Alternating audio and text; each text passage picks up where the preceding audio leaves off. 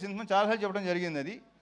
Next ఇప్పుడు శివతో చేస్తున్నాను. Next మా శివ నిర్వహణతో ఆ సినిమా కూడా ఇప్పుడు తర్వాత మాట్లాడదాం.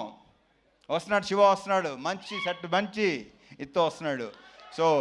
సో నేను వీళ్ళతో స్పాట్లో కానీ ఇంప్రొవైజేషన్స్ కానీ డైలాగ్స్ కానీ బేసిక్ వీళ్ళు రైటర్స్ వీళ్ళే కాబట్టి అన్నీ అంత బాగుంటాయి, అంత రిఫ్లెక్ట్ అవుతాయి.